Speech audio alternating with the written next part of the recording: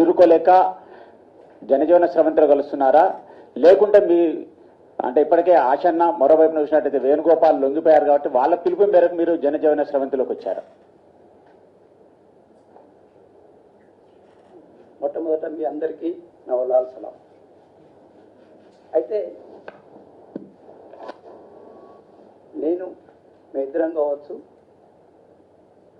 అనారోగ్య సమస్యలతోటి బయటకు రావడం జరిగింది. దాంతోపాటు కగార ఆపరేషన్ దాడి కొనసాగుతున్నది. కాబట్టి తెలంగాణ ముఖ్యమంత్రి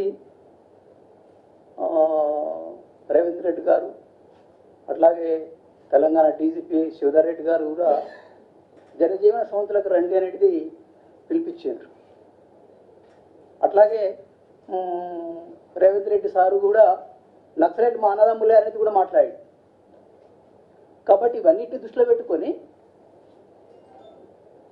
మాకుండే అనారోగ్య సమస్యలు ఇవన్నీ దృష్టిలో పెట్టుకొని ఇప్పుడున్న పరిస్థితుల్లో పట కగార ఆపరేషన్ జరుగుతున్న ఈ కాలంలో పట నష్టాలు జరిగే అవకాశాలు ఉన్నాయి. కాబట్టి జనజీవన శ్రవంతిలోకి వచ్చి ఇది లొంగుబాటు కాదు, ఇది మీరు స్పష్టంగా అర్థం చేసుకోవాలి. ఇప్పుడున్న పరిస్థితుల్లో పట మేము జనంలోకి వచ్చి ప్రజల్లోపటికి వచ్చి పని చేయాలని అనుకుంటున్నాం. రేపు ప్రజల మధ్యనే పనిచేస్తాం. ఇప్పుడు నేను ఉదాహరణకు నేనున్నా 1980 ఏప్రిల్ లోపల నేను రిక్రూట్ అయిన పార్టీ లోపలికి. అంటే గత 45 సంవత్సరాల కాలంగా ప్రజల కోసం నేను పనిచేస్తున్నాను. రేపు కూడా ప్రజల కోసం నేను ఉంటా, పనిచేస్తా. రేపు మన ఆచరణ గీటరాయి. నేను ఎలాంటి ఆశించలేదు ఇప్పటికీ. పీడిత ప్రజల కోసం నేను అంకితమై పనిచేసిన, రేపు కూడా ప్రజల కోసం నేను ఈ ప్రజల మధ్య, తెలంగాణ ప్రజల మధ్యలో ఉండి నేను పనిచేస్తా. మేము ఇద్దరం కూడా అంతే. ఇంకొంతమంది చాలా మంది వచ్చింది. కాబట్టి మా సిద్ధాంతం అంటే మార్క్సిజం లెనినిజం మావోయిజం సిద్ధాంతం, ఈ సిద్ధాంతం ఓడిపోలేదు, ప్రజల మధ్యలో ఉన్నది. అంటే మావోయిస్ట్ భావజాలం అనేది అది ఓడించడం ఎవరి తరం కాదు. ఇలా మేము కొంతమంది చనిపోవచ్చు, కానీ ఈ భావజాలంతో పనిచేసే వాళ్ళు రేపు పుట్టుకొస్తారు, ఈ సమాజం నుంచి పుట్టుకొస్తారు. అయితే మీరు హింసా మార్గాన్ని వదిలేసినట్టేనా? హింసతో సాధిస్తా అనుకున్న మార్గాన్ని వదిలేసినట్టేనా? మేము ప్రజల మధ్య పనిచేయాలనుకుంటున్నాం, ప్రజాస్వామిక పద్ధతిలో పనిచేయాలనుకుంటున్నాం. మారిన పరిస్థితులు మారినాయి. మారిన పరిస్థితులకు తగ్గట్టుగా మేము పనిచేయాలని పార్టీ ఆలోచిస్తున్నాం. అంటే పార్టీలో సిద్ధాంతపరమైన విభేదాలు ఉన్నాయంటారు కదా, ఆ విభేదాలు ఏంటివి, అసలు ఏం జరుగుతుంది పార్టీలో?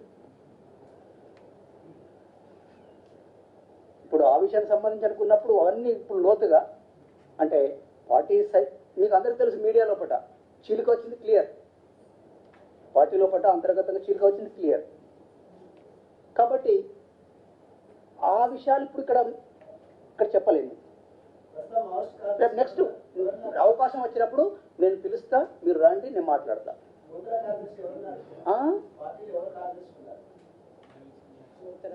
దేవ్జీ అయ్యి సిపిఐ మావోయిస్ట్ పార్టీ ప్రధాన కార్యదర్శిగా ఉన్నవాళ్ళు ఎన్నుకున్నారు అతన్ని.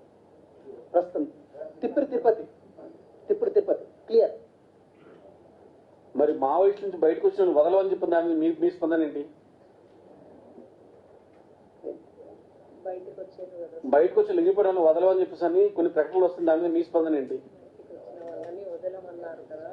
ఇప్పుడు పార్టీలో చీలిక వచ్చింది, వాళ్ళకి చీలిక వచ్చింది కాబట్టి ఎవరి మార్గంలో వాళ్ళ మార్గం వాళ్ళు ఎంచుకున్నారు.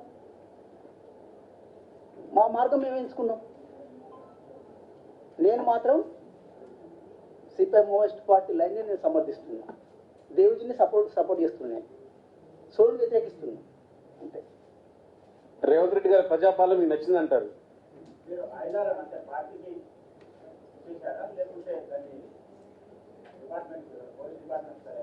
పార్టీకి అప్పగించచ్చు గారు. ఇప్పుడు మీరు ప్రజల కోసం పనిచేస్తానని చెప్తున్నారు. మావోయిస్ట్ పార్టీ వెనకాల ఉన్నారని మీరు భావిస్తున్నారా? గత 15 సంవత్సరాల నుంచి రిక్రూట్మెంట్ కానీ ఇతరత్ర చూస్తుంటే మావోయిస్ట్ పార్టీలో చేరడానికి ఎవరూ వెళ్ళలేదని చెప్పేసి డీజీపీ గారు చెప్పారు. వాస్తవం కూడా అదే విధంగా ఉంది. ఇంకా ప్రజలు పార్టీకి అండగా ఉన్నారని మీరు భావిస్తున్నారా? మాకు కూడా ప్రజల మధ్య పనిచేసే క్యాడర్ ఉన్నారు. మేము పనిచేస్తాం, మా శక్తి మేరకు మేము పనిచేస్తాం, మా ఐడియాలజీతో పనిచేస్తాం. మా ఐడియాలజీ ఉన్నది, దేశం అంతటా ఉన్నది. ఐడియాలజీ తోటి మేము పనిచేయడం కోసం ప్రయత్నం చేస్తాం. Ideology So thank you very much for coming for this press conference. Thank you.